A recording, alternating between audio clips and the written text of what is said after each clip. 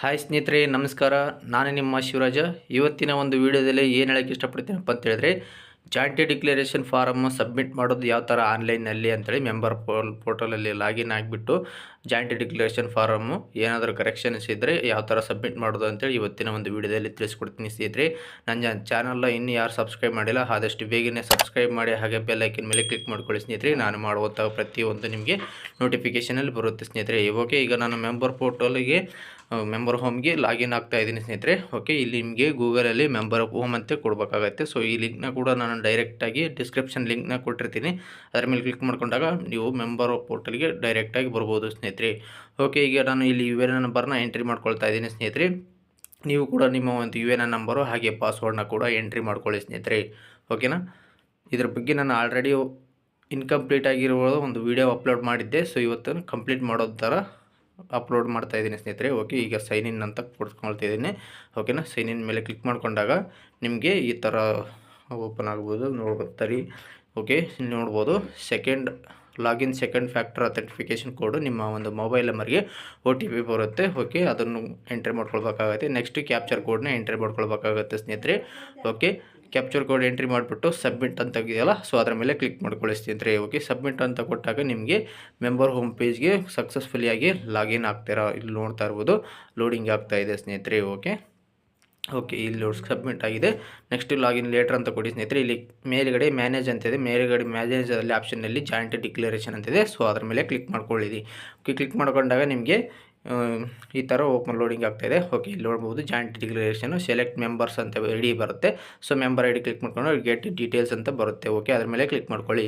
ಓಕೆನಾ, ನಿಮ್ಗೆ ಇಲ್ಲಿ ಮಲ್ಟಿ ಮೆಂಬರ್ ಐಡಿ ಇತ್ತಂದರೆ ಮೆಂಬರ್ ಐಡಿ ಶೋ ಆಗ್ತವೆ. ಓಕೆ, ಸೊ ಈ ಥರ ಲೋಡ್ ಆಗುತ್ತೆ. ಲೋಡ್ ಆದ ನಂತರ ನೆಕ್ಸ್ಟ್ ಇಲ್ಲಿ ಕೆಳಗಡೆ ಏನಾದರೂ ಚೇಂಜಸ್ ಇದೆ. ಸೊ ನಮಗೆ ಇಲ್ಲಿ ಮ್ಯಾರಿಟಲ್ ಸ್ಟೇಟಸ್ಸು ನಾಟ್ ಅವೈಲೇಬಲ್ ಅಂತಿದೆ ಸ್ನೇಹಿತರೆ. ಓಕೆ, ಹಾಗೆ ನ್ಯಾಷನಾಲಿಟಿ ನಾಟ್ ಅವೈಲೇಬಲ್ ಅಂತಿದೆ. ಸೊ ನನಗೆ ಮ್ಯಾರಿಡ್ ಆಗಿದೆ. ಸೊ ನಾನು ಮದುವೆ ಆಗಿದ್ದೀನಿ. ಸೊ ಹಂಗಾಗಿ ಇಲ್ಲಿ ಮ್ಯಾರಿಡ್ ಅಂತ ಸೆಲೆಕ್ಟ್ ಮಾಡ್ಕೊಳ್ತೀನಿ. ಓಕೆ, ಮ್ಯಾರಿಡು.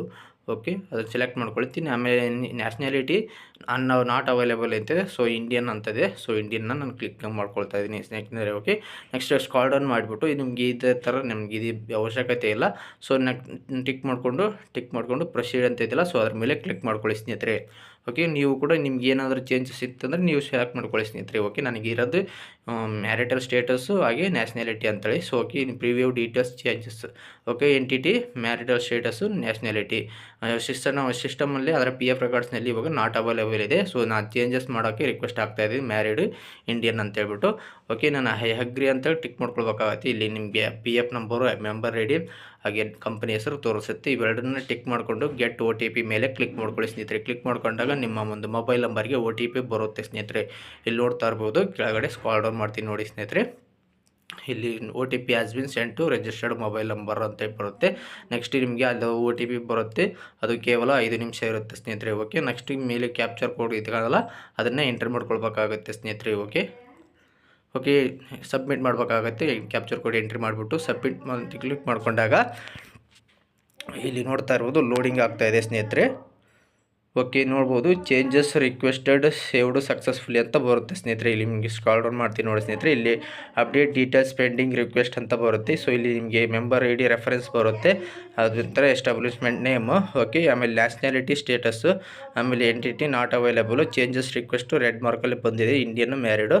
ಸೊ ನಿಮಗೆ ಪ್ರಿವ್ಯೂ ಅಂತ ಕೊಟ್ಟರೆ ಪ್ರಿವ್ಯೂ ಅಂತ ಅಪ್ಲೋಡ್ ಮಾಡಿದ್ದೆ ಡಾಕ್ಯುಮೆಂಟ್ಸ್ ಓಪನ್ ಆಗುತ್ತೆ. ನೋಡಿ, ರಿಕ್ವೆಸ್ಟ್ ಡೇಟ್ ಯಾವತ್ತು ನಾನು ಜನರೇಟ್ ಮಾಡಿದ್ದು 7/3/2024. ಇದಷ್ಟೇ ಪ್ರೆಸೆಂಟ್ ಸ್ಟೇಟಸ್ ಏನು ತೋರಿಸ್ತದೆ, ಪೆಂಡಿಂಗ್ ಅಟ್ ಎಂಪ್ಲಾಯರ್. ಅಂದರೆ ಇವಾಗ ನಮ್ಮ ಒಂದು ಎಂಪ್ಲಾಯರು ಡಿಜಿಟಲ್ ಸಿಗ್ನೇಚರ್ನ ಅಪ್ರೂವಲ್ ಮಾಡಬೇಕಾಗತ್ತೆ. ಓಕೆ, ಪೆನ್ ಡ್ರೈವ್ ಇಟ್ಬಿಟ್ಟು ಅದನ್ನು ಅಪ್ರೂವಲ್ ಮಾಡ್ಕೊಳ್ಬೇಕಾಗತ್ತೆ ಸ್ನೇಹಿತರೆ. ಸೊ ಇಲ್ಲಿ ನೋಡ್ಬೋದು ಯಾವುದೇ ಥರ ಡಾಕ್ಯುಮೆಂಟ್ಸ್ ಅಪ್ಲೋಡ್ ಮಾಡಿಲ್ಲ ಸ್ನೇಹಿತರೆ. ಓಕೆ, ಡೇಟ್ ಆಫ್ ಬರ್ತ್ ಚೇಂಜಸ್ಗೆ ಕಂಪಲ್ಸರಿ ಬೇಕಾಗುತ್ತೆ. ಸೊ ನಾನು ಮ್ಯಾರಿಟಲ್ ಸ್ಟೇಟಸ್ಸು ಮತ್ತು ಇಂಡಿಯನ್ಗೆ ಯಾವುದೇ ಥರ ಡಾಕ್ಯುಮೆಂಟ್ಸ್ ಬೇಕಾಗಿಲ್ಲ.